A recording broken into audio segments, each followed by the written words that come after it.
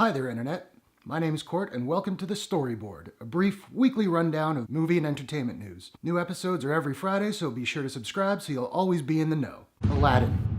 Disney continues to go all in on its live-action remake slate and is now poised to add Aladdin into the queue. Guy Ritchie is on board to direct, which is an interesting choice considering that many of his films like Lock, Stock, Snatch, and Sherlock Holmes are all fairly violent and hyper-stylized and frenetic. I'm not sure how well his style will translate to the reimagining of this 1992 classic, though granted he can tone it down. Swept Away didn't feel like a Guy Ritchie movie.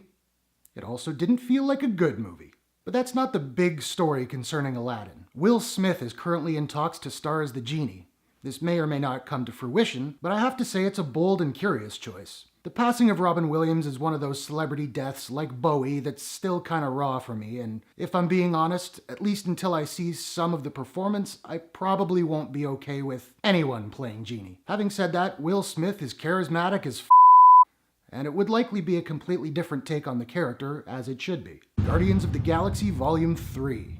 The first Guardians was a surprise hit in 2014. Writer-director James Gunn took a relatively little-known Marvel property and turned it into a massive success in the form of a summer blockbuster that was absolutely hilarious and tons of fun. Volume 2 drops on May 5th, so check back to this channel because I will be doing a review, and early buzz is that it's pretty darn good. Gunn has announced that he will write and direct Volume 3 as well to close out the trilogy, and that will likely be the end of his work with Marvel. Now, say what you will about Rocket or Groot, but as far as I'm concerned, Drax for life, yo.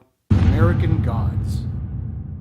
Brian Fuller's TV series adaptation of Neil Gaiman's novel about old gods like Odin and Anansi going to war with new gods like media and credit cards is set to debut on Starz on April 30th. Yesterday, Starz released a featurette titled A Storm is Brewing, which features Gaiman, showrunner Fuller, and actor Ricky Whittle. While it doesn't give us too much about story, a problem for me is I've read the book but don't really remember it all that well, the footage looks absolutely beautiful. This should come as no surprise to fans of Brian Fuller, whose work on Hannibal was gorgeous, if rather grisly. I haven't watched Pushing Daisies, but the criminally canceled too soon Hannibal showed Fuller's ability to adapt a literary work and make it his own. I'm very much looking forward to this series and will review the season when it ends. If you'd like to watch the featurette, I'll leave a link in the description below. Lightning round.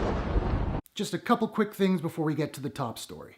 As was reported about a month ago, Joss Whedon, known for Firefly, Buffy the Vampire Slayer, and both Avengers movies, will be directing a Batgirl film for Warner Brothers and the DCEU. During an interview at the premiere of Guardians Volume 2, Whedon went on record to say that he's most likely looking for a relative newcomer to play Barbara, rather than an A-list name, saying, quote, "I'm not against movie stars. They're great.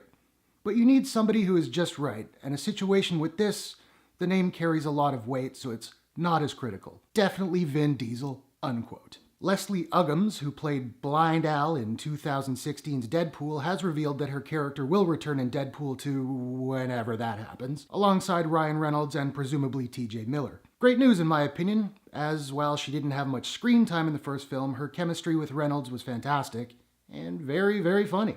That little baby hand. WGA Strike.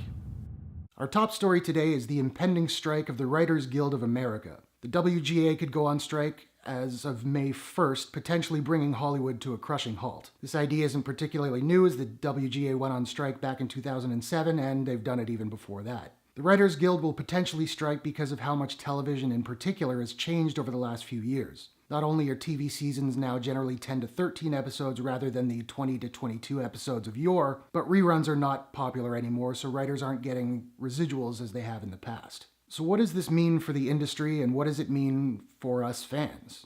Well, for the fans, it means that our beloved shows may be delayed or even canceled. I'm a huge Game of Thrones fan, and the new season is set to debut in July, but this strike could easily impact the final season 8.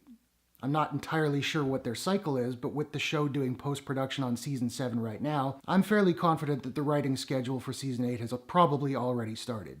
Furthermore, late-night shows like Kimmel, Fallon, and Conan will either suspend their broadcasts or continue on without writers, basically improvising their shows every night as they did in 2008. Writers need to be paid fair wages for their work. Hollywood would be nothing without them. But it should be considered that while the writers are looking for more reasonable terms, this strike will impact the entire industry. If the writers walk away, entire crews are without work unless they can get a gig on a reality show. Without scripts, lighting people, sound people, craft services people, makeup artists, set designers, and a whole gamut more will be unable to feed and clothe their families. Here's hoping that the studios and the writers are able to avert the strike and come to a reasonable agreement. And that's the storyboard. What do you think of these stories? Are you excited for American Gods and Guardians? What about Will Smith as the genie? Whatever your thoughts, hit the comments below and let's discuss. If you enjoyed the storyboard, please like and share this video as it totally helps me to build this channel. And you can subscribe by clicking the Court Shake logo at the bottom right of your screen, which should be popping up anytime now. New regular episodes of the storyboard every Friday. Thanks very much for watching, and I'll see you guys in the next one.